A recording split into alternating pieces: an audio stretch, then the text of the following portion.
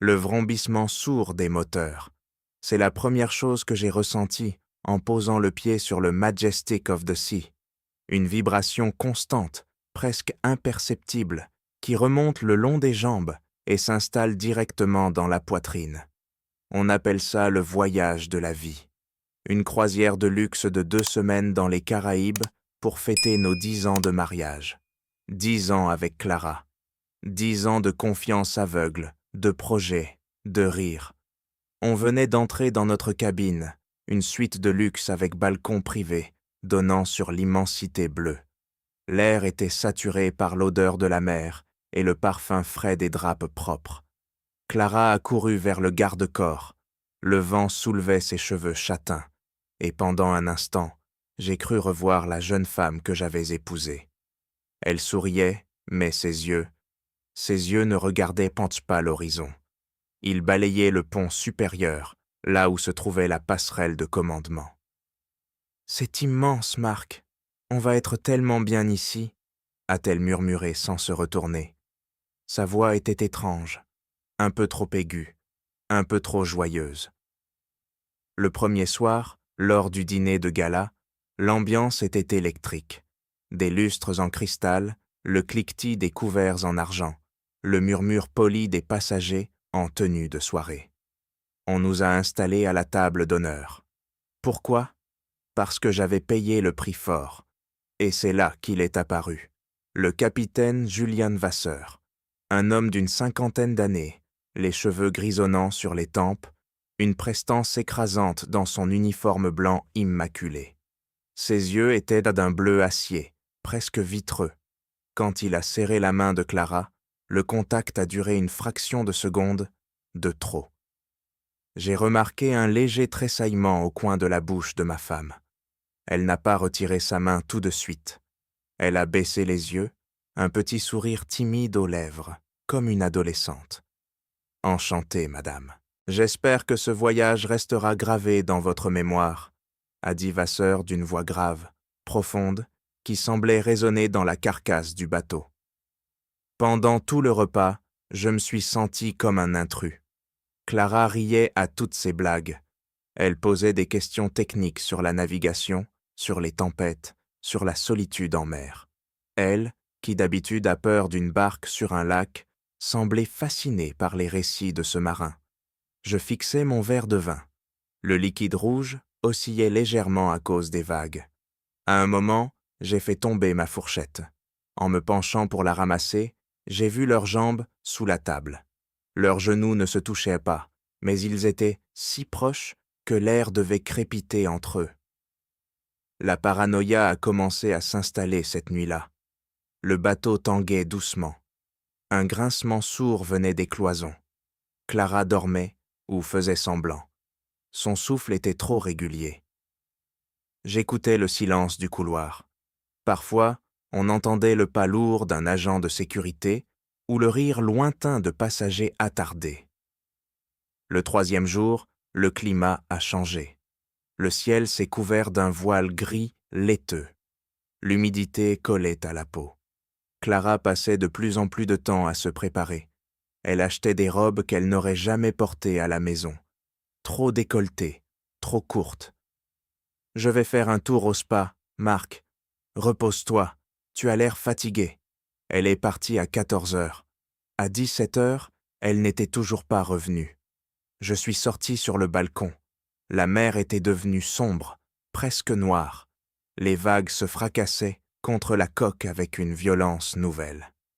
J'ai décidé d'aller la chercher. Le spa était désert, à part une réceptionniste qui tapotait sur son ordinateur. « Madame ? » ?»« Non, elle est partie il y a plus d'1 heure. Elle a dit qu'elle voulait voir le coucher de soleil depuis le pont 12. Le pont 12.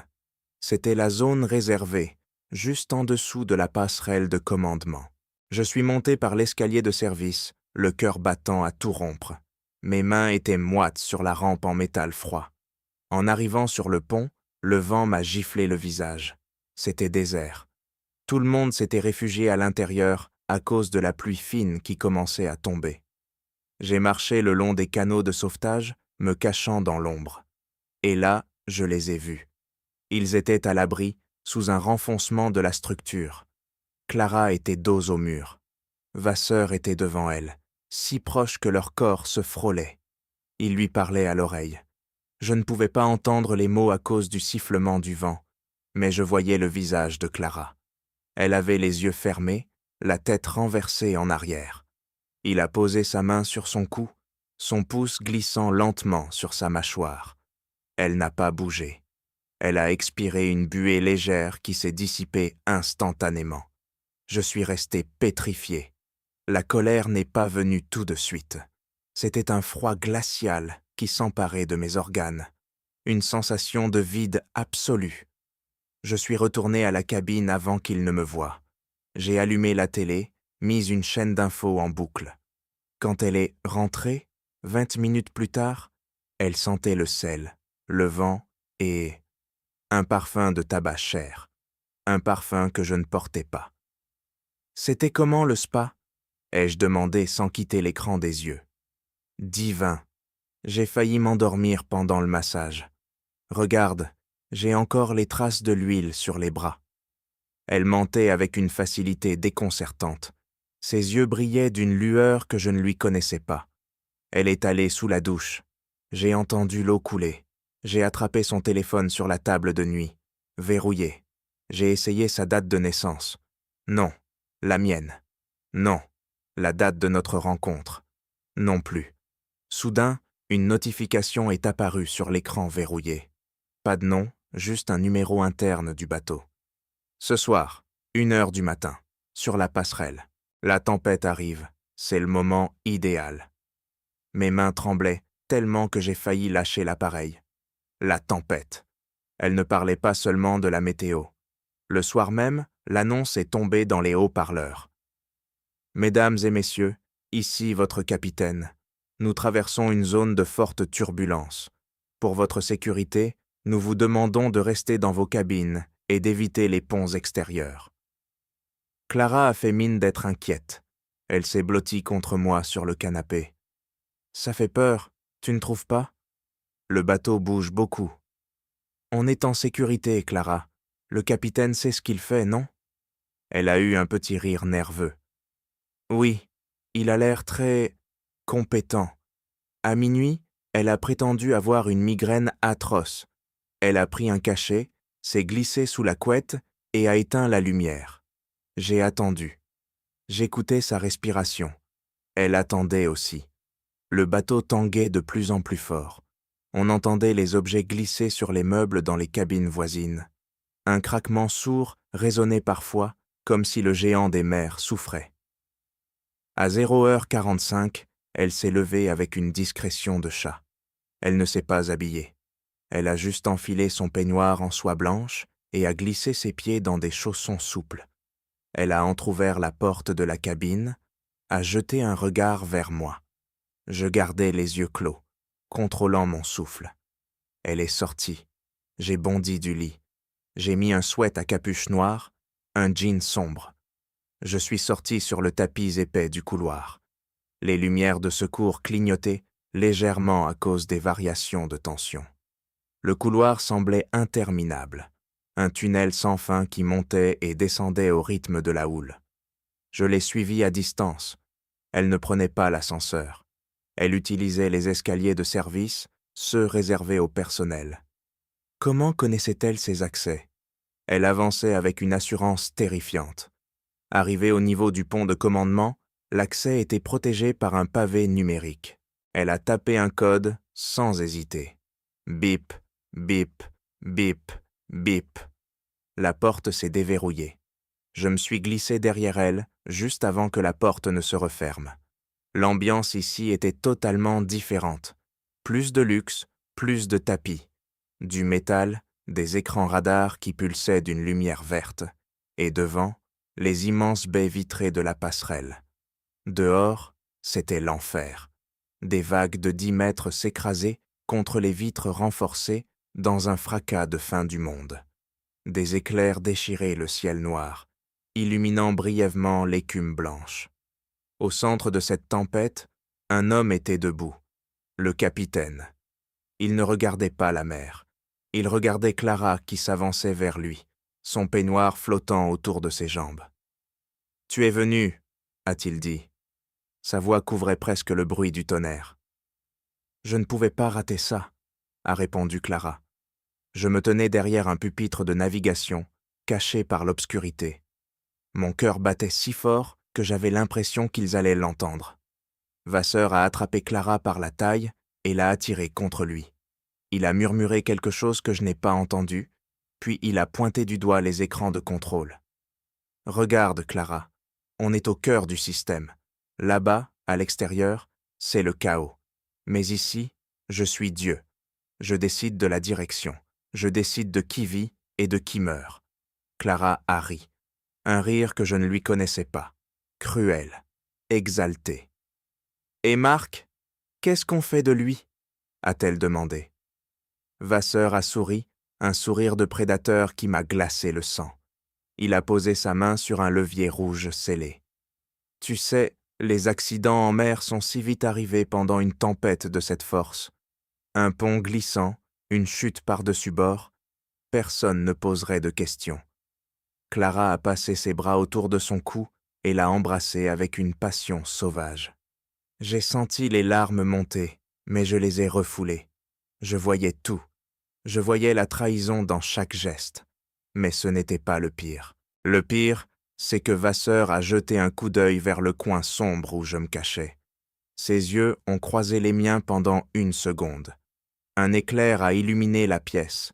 Il savait que j'étais là. Il le savait depuis le début.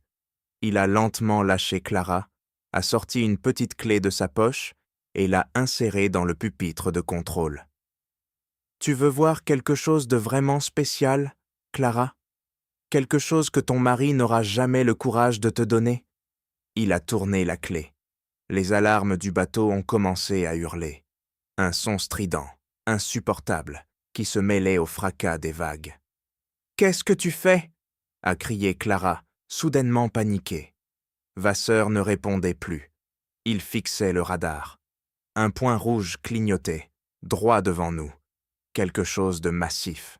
« On va jouer à un jeu, Marc !» a hurlé le capitaine en regardant directement dans ma direction. « Sors de là, ou on meurt tous les 3. » Clara s'est retournée, le visage décomposé par la terreur. Elle m'a vu. Le bateau a donné un coup de gîte violent sur la gauche. J'ai été projeté contre la paroi métallique. Le point rouge sur le radar se rapprochait à une vitesse folle. « Marc, aide-moi !» a hurlé Clara. Mais Vasseur l'a bloqué contre le pupitre. Il tenait maintenant un objet noir dans sa main droite. Une arme. « Reste où tu es, le mari !» a-t-il dit calmement. Le spectacle ne fait que commencer. Le sol s'est dérobé sous nos pieds. Une vague monstrueuse venait de percuter la proue. Les lumières se sont éteintes. Noir complet. Seul le cri de Clara déchirait l'obscurité. Et là, au milieu du chaos, j'ai entendu un bruit de verre brisé. À suivre, le silence qui a suivi le fracas du verre était plus terrifiant que le tonnerre. Dans l'obscurité totale de la passerelle, je n'entendais plus que le sifflement du vent et la respiration saccadée de Clara. Une odeur de brûlé, d'ozone et de sel envahissait la pièce. Soudain, les lumières rouges de secours se sont allumées. Une lueur sanglante, vacillante, qui donnait à la scène un air de cauchemar. Le capitaine Vasseur était toujours debout, mais son visage était en sang. Un éclat de verre provenant d'un écran brisé lui avait entaillé la joue. Il ne semblait même pas le sentir. Il pointait toujours son arme, mais cette fois, elle était dirigée vers Clara. « Tu pensais vraiment que je t'aimais, Clara ?» a-t-il lâché avec un rire rauque. « Tu n'es qu'une passagère de plus, une distraction entre 2 ports. » Clara tremblait, ses mains serrées sur son peignoir en soie, maintenant taché de graisse et de sang. Elle s'est tournée vers moi, ses yeux implorant une aide que je n'étais pas sûr de vouloir lui donner. « Marc, s'il te plaît, il est fou !» Je me suis relevé lentement, m'appuyant sur le pupitre de navigation. Le bateau oscillait dangereusement. Le point rouge sur le radar était maintenant presque sur nous. On allait percuter quelque chose. Un cargo? Un récif? Pourquoi, Juliane? Ai-je demandé, ma voix étrangement calme malgré le chaos. Pourquoi tout ce cirque? Le capitaine a tourné son regard bleu acier vers moi. Parce que je m'ennuie, Marc. 10 ans que je fais ce trajet. 10 ans que je vois des couples comme vous, pathétiques, essayer de sauver les meubles avec une croisière de luxe. Je voulais voir jusqu'où tu irais. Je voulais voir si tu la tuerais pour moi, ou si tu mourrais pour elle. Il a armé le chien de son pistolet. Le déclic métallique a résonné plus fort que la tempête. Le bateau est en pilote automatique vers les rochers de la Pointe Noire. On a 5 minutes. Une seule place dans le canot de sauvetage rapide de la passerelle. Qui veut vivre?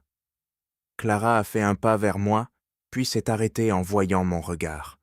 Elle a vu que je savais tout, pas seulement pour ce soir, mais pour les messages, pour les regards, pour le mépris qu'elle avait pour moi depuis des mois. Marc, je n'ai jamais voulu que ça aille aussi loin, a-t-elle bégayé. Il m'a promis une autre vie, une vie d'aventure. Une vie avec un meurtrier? Ai-je répondu. Soudain, une alarme stridente de collision a retenti. Bip, bip, bip. Le navire a vibré de toute sa carcasse. Vasseur a perdu l'équilibre un instant. C'était ma chance. Je me suis jeté sur lui. On a roulé au sol. Il était fort, plus fort que moi. Ses mains se sont refermées sur ma gorge. Je voyais les étoiles. Je sentais l'oxygène quitter mon cerveau. Clara criait, mais elle ne bougeait pas. Elle regardait, fascinée et terrifiée, comme si elle attendait de voir qui sortirait vainqueur pour choisir son camp.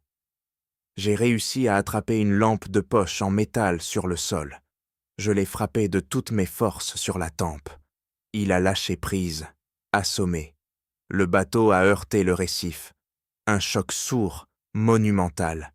On a tous été projetés contre les vitres.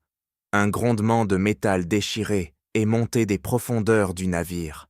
L'eau allait commencer à monter. « Marc, le canot! Vite !» a crié Clara, en courant vers la porte de sortie de secours. Je me suis levé, le souffle court. Vasseur était étendu au sol, inconscient. Le sang coulait sur le pont métallique. Je l'ai regardé, puis j'ai regardé Clara. Elle était déjà à la porte, la main sur la poignée, prête à m'abandonner si je mettais trop de temps. « Viens, Marc, on s'en fiche de lui. On peut dire que c'est sa faute, qu'il a pété les plombs. On sera libre. » Sa voix était pleine d'une urgence égoïste. Elle ne s'excusait pas. Elle ne regrettait rien. Elle voulait juste survivre pour continuer sa petite vie. Je me suis approché d'elle. Le bateau penchait maintenant de 10 degrés sur la droite. On entendait les cris de panique des passagers dans les haut-parleurs internes. « Tu as raison, Clara. On va sortir d'ici. » On a couru vers le petit canot de sauvetage attaché au flanc de la passerelle. C'était une capsule de survie moderne, hermétique. On s'est installé à l'intérieur. Elle a bouclé sa ceinture, ses mains tremblantes griffant le plastique. « Lance le largage, Marc. Fais-le !» Je tenais la manette de libération. Je l'ai regardée droit dans les yeux. « Tu l'aimais vraiment ?» Elle a hésité. Une fraction de seconde de trop. « Ça n'a pas d'importance maintenant. Tire cette manette. » « Pour moi, ça en a, » ai-je dit doucement. J'ai tiré la manette, mais je n'étais pas dans le canot. J'avais fait un pas en arrière au dernier moment, restant sur le pont incliné du navire. Le canot a été éjecté dans le vide, emportant Clara. Je l'ai vue plaquer ses mains contre le hublot de la capsule, hurlant mon nom alors qu'elle tombait vers les vagues déchaînées. Le silence est revenu sur la passerelle, seulement troublé par les alarmes. Je suis retourné à l'intérieur. Vasseur commençait à bouger. Il a ouvert les yeux, s'est assis avec difficulté. « Tu l'as laissé partir seul ?» a-t-il demandé en crachant du sang. « Non, Juliane. Je l'ai envoyée vers les gardes-côtes. Ils l'attendront en bas, mais elle n'aura pas la version qu'elle espère. J'ai ramassé son téléphone qu'il avait fait tomber. J'avais enregistré toutes leurs conversations depuis que j'étais entré sur la passerelle. Les aveux, le complot de meurtre, le sabotage du navire. « Tu vas couler avec moi, Marc ?» a-t-il demandé avec un sourire sinistre. Le bateau ne va pas couler, Julian. Je connais un peu la mécanique. Le choc a touché les ballasts avant, mais les compartiments étanches se sont fermés. On est juste échoué. Les secours arrivent dans 20 minutes. Je me suis assis dans le fauteuil du capitaine, regardant la tempête se calmer peu à peu. Par contre, ai-je ajouté, j'ai envoyé l'enregistrement de votre petite discussion à la sécurité du port et à la compagnie maritime il y a 5 minutes, via le satellite de secours. Le visage du capitaine s'est décomposé. Sa carrière, sa vie, sa liberté, tout venait de s'évaporer. « Et pour Clara ?» a-t-il demandé. « Oh, pour Clara, c'est encore mieux. J'ai joint une petite note expliquant qu'elle était ta complice active, que c'est elle qui a suggéré de m'éliminer. L'enregistrement est très clair quand elle demande « Qu'est-ce qu'on fait de lui ?» Je me suis levé et je me suis dirigé vers la sortie. Elle va passer les 20 prochaines années dans une prison fédérale. Et toi aussi. « Et toi ?» a-t-il crié alors que je m'éloignais. « Tu perds tout. Ta femme, ton argent, ton honneur. » Je me suis arrêté à la porte et j'ai regardé l'horizon où les premières lueurs de l'aube commençaient à percer les nuages. Non, Julian. J'ai payé cette croisière avec une assurance vie très spéciale que j'avais prise pour nous deux avant de partir. Incident en mer. Même si je ne touche pas l'argent, voir son visage quand la police l'attendra sur le quai, ça vaut tout l'or du monde. Je suis sorti sur le pont. L'air était froid, pur. Au loin, je voyais les gyrophares des bateaux de secours. Le plan était parfait, sauf un détail. En fouillant dans ma poche, j'ai trouvé un petit morceau de papier que Clara avait glissé dans ma veste avant le dîner du premier soir, sans que je m'en rende compte. Je ne l'avais pas lu. Je l'ai déplié. « Marc, je sais que tu sais. Il me force. Aide-moi à l'arrêter avant qu'il ne fasse une folie. Je t'aime. » J'ai regardé le papier pendant de longues secondes. Était-ce un autre mensonge? Une roue de secours au cas où le plan de Vasseur échouerait? Ou était-elle vraiment une victime? Le vent a arraché le papier de mes mains et l'a emporté vers la mer Noire. Peu importe. La fin de l'histoire était déjà écrite. Et dans ma version, personne ne gagne jamais. J'ai fermé les yeux et j'ai attendu les sirènes.